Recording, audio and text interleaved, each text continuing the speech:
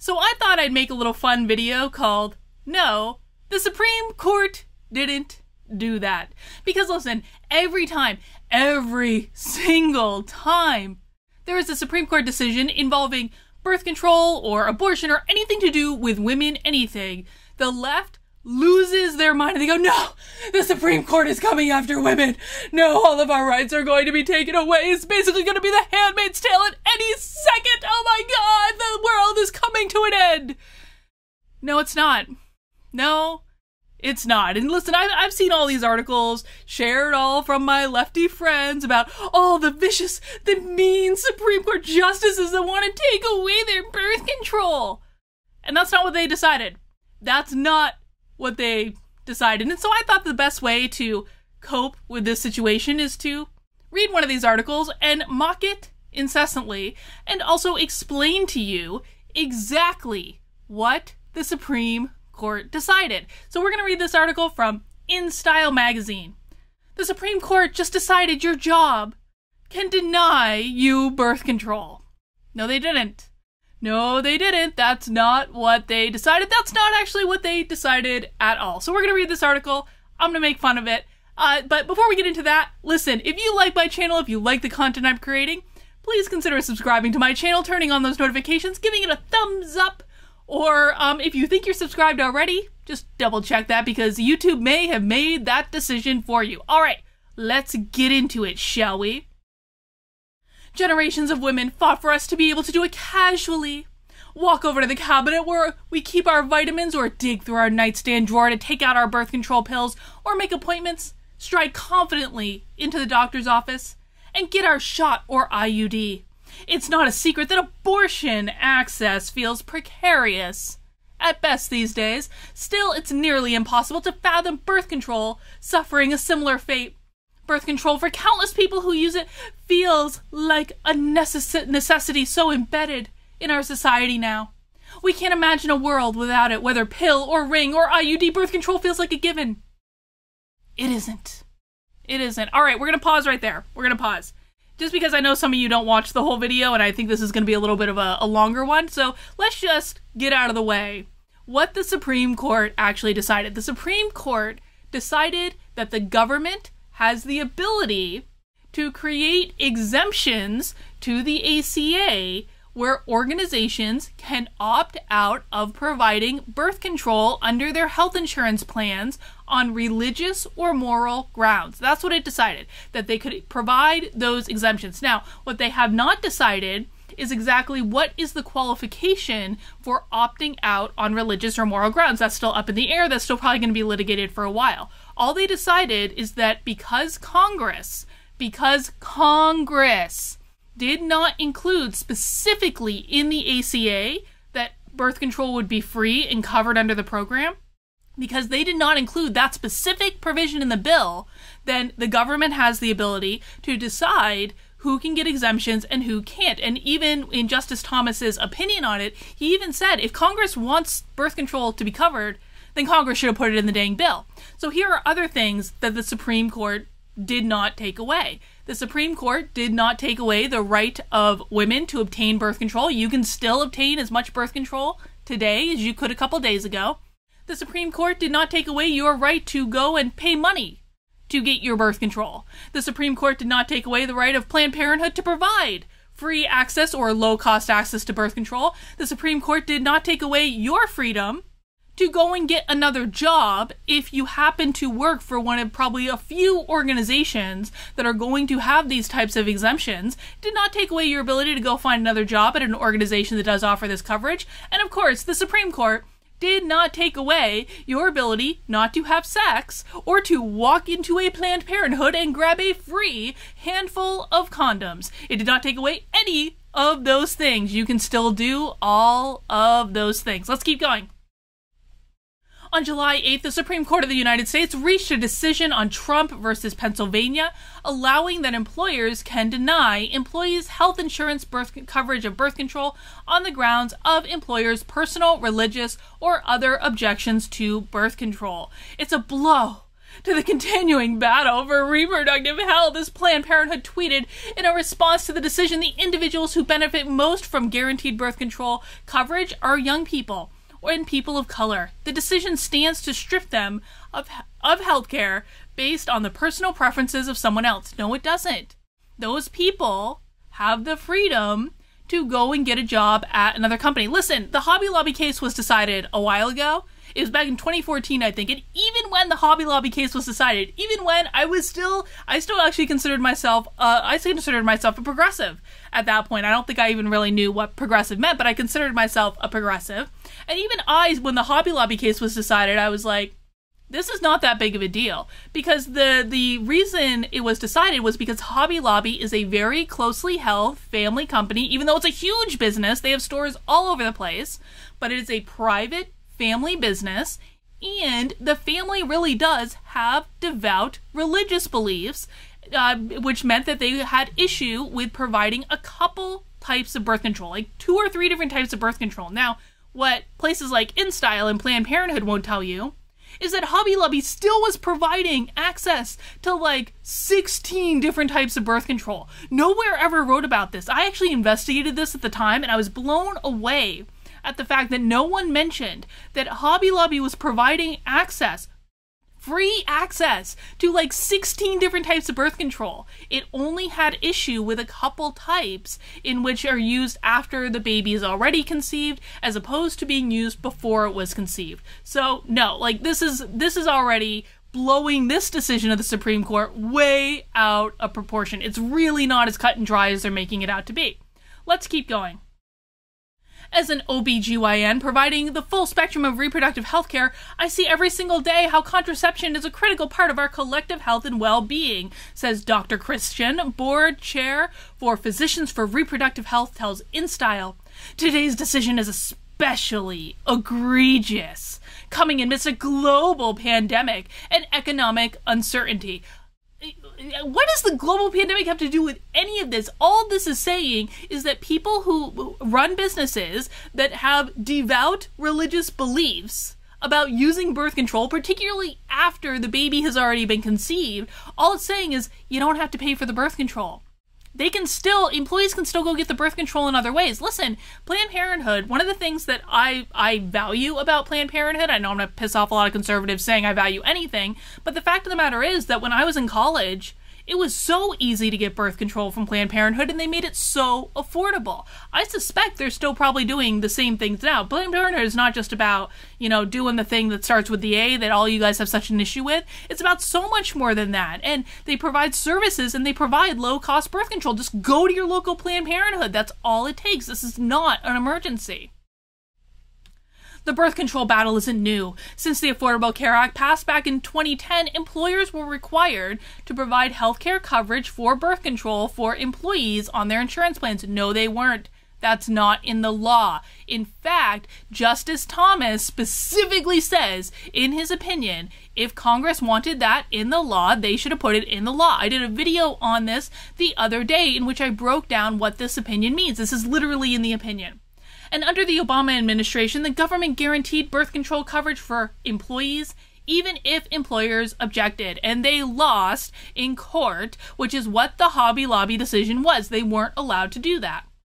Then, the Trump administration offered up regulations. And you can almost see, like, when they're writing the sentence, right? You can almost see, like, the sky is getting darker.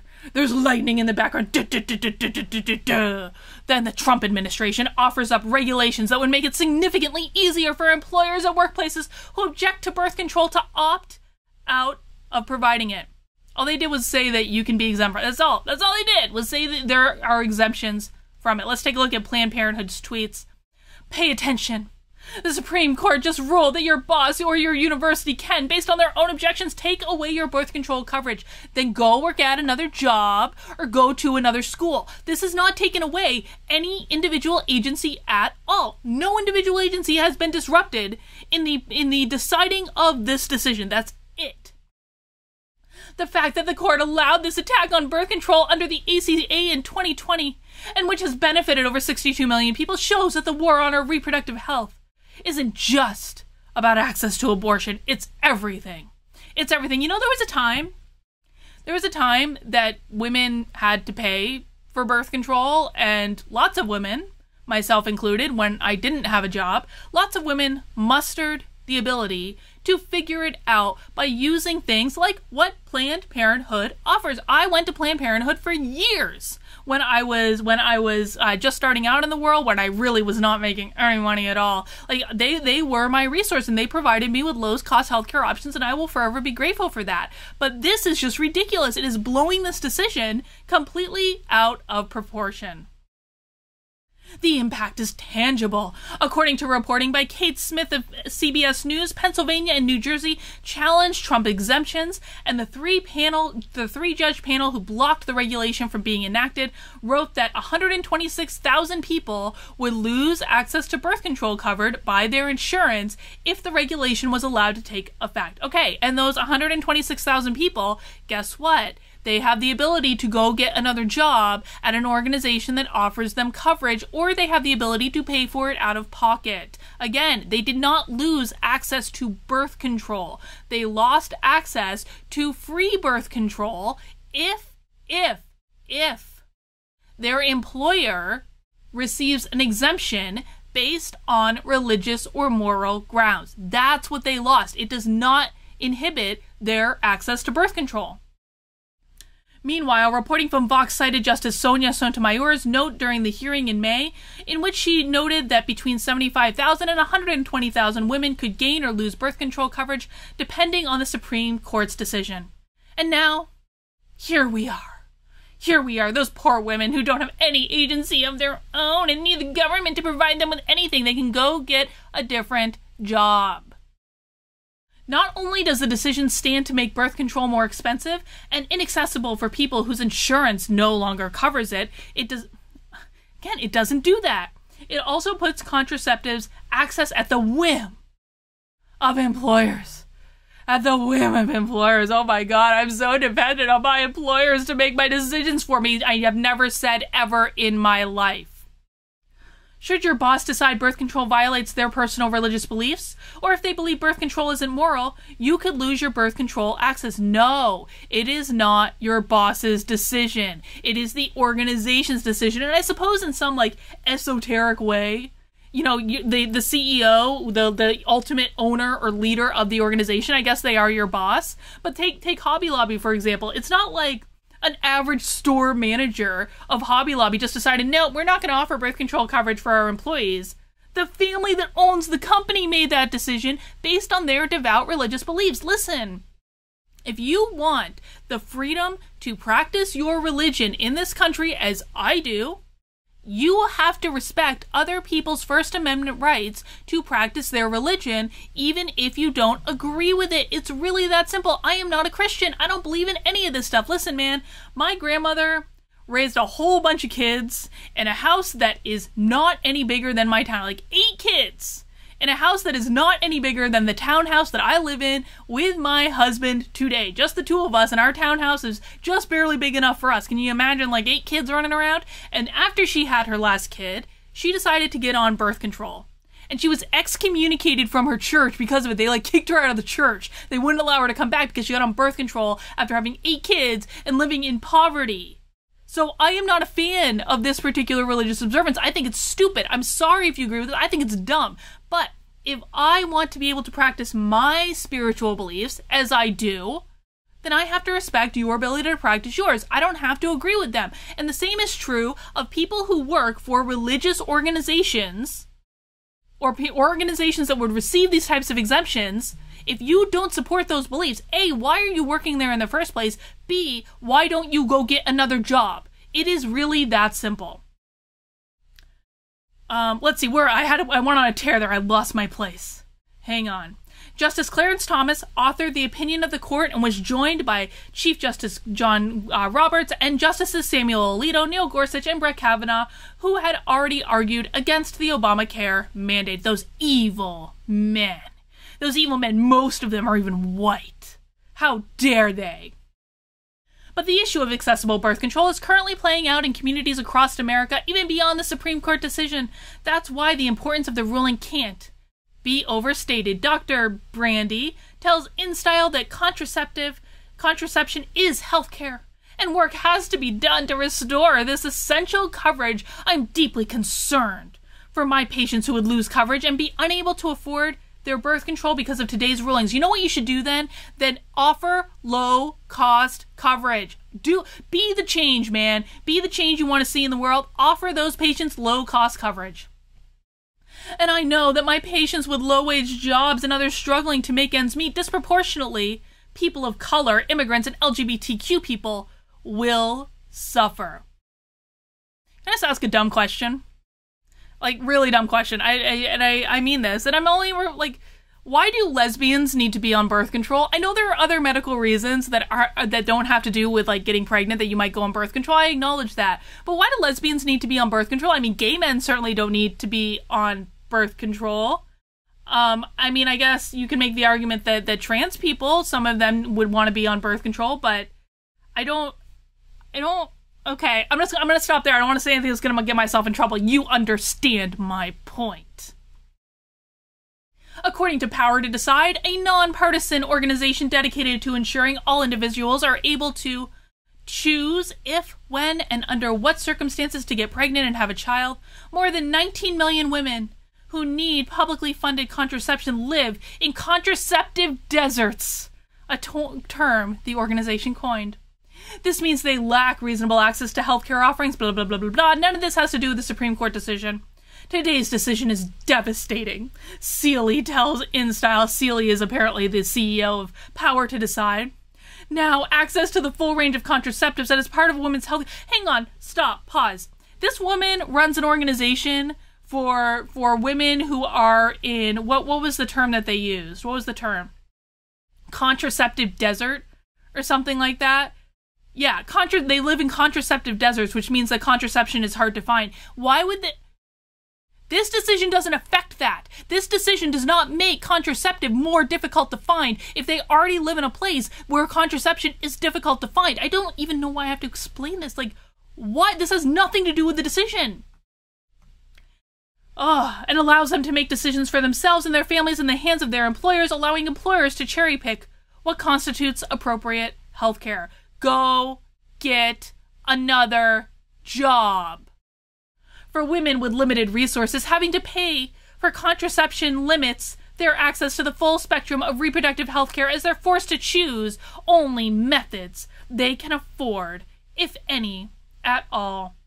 Seeley continued, noting that without insurance coverage, birth control is likely to be cost prohibitive for many individuals. Then start a low-cost program. Then do something about it. Stop complaining. Stop hiring. Listen, man, to get into publications like this, you need to have people doing PR for you. How much money are you paying to get in InStyle magazine when what you could be doing is starting a low-cost birth control option for people who find themselves in this situation? That makes so much more sense to me than complaining in InStyle magazine, something that you paid a PR person to get for you.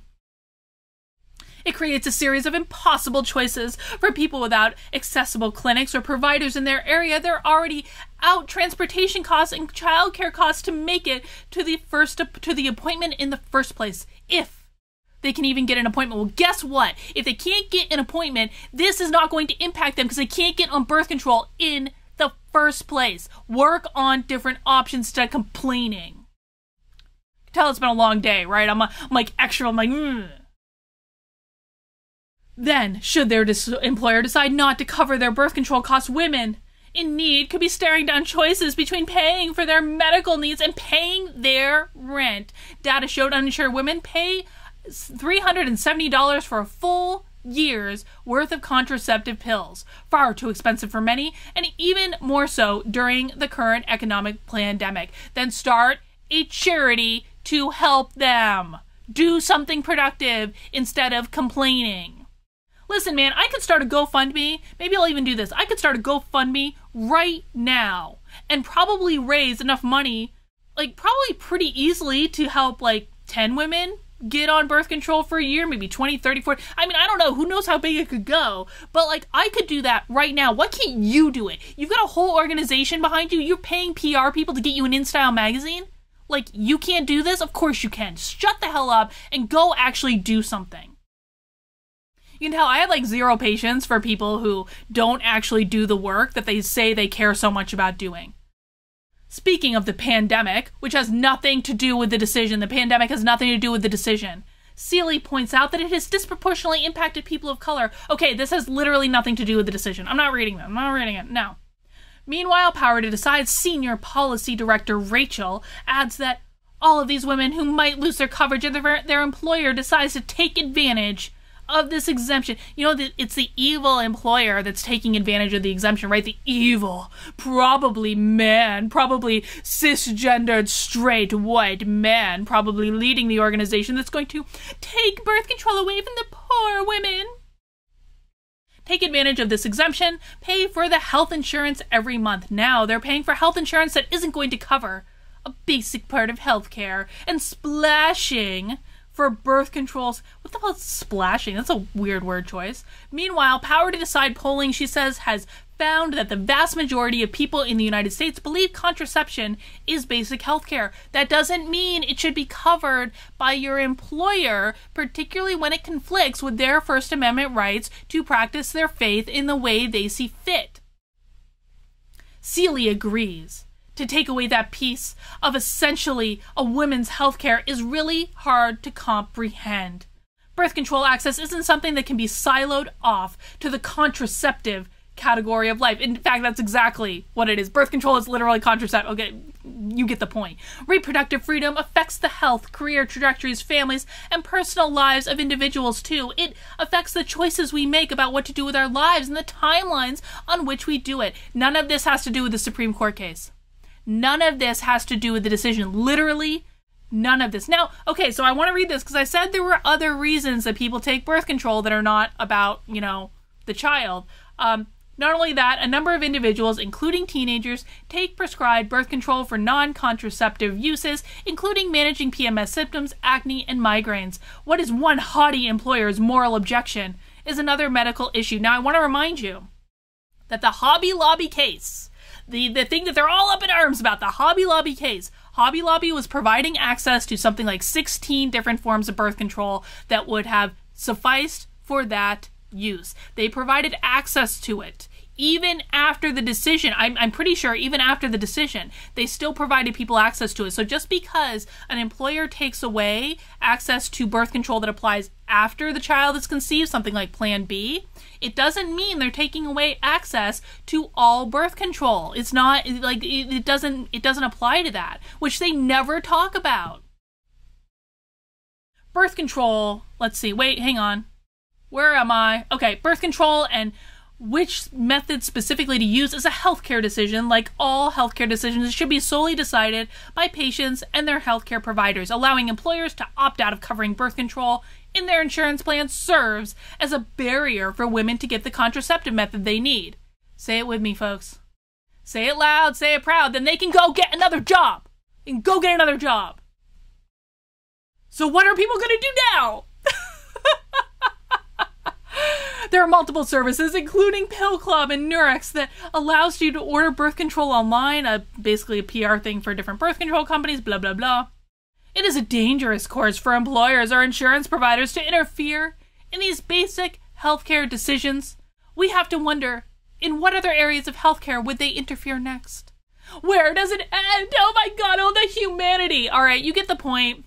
Don't pay attention to articles like this. They usually don't know what they're talking about. Go read, listen man, go read the analysis of the decision on SCOTUS blog, or I posted a video just the other day basically breaking down the analysis and saying what I think it means. Suffice it to say, InStyle magazine did not do that because this article has nothing to do with the decision. And again, let's just reiterate just one more time. This decision did not impact the ability of women to buy birth control with their own money. It did not impact the ability of women to go find a job that offers it under their plan, should their employer take it away, which most organizations will not. And it did not impact their ability to walk into Planned Parenthood and grab a handful of free condoms and use those instead. None of those things are impacted. You still do all those things. You still have agency, man. This is not the end of the world.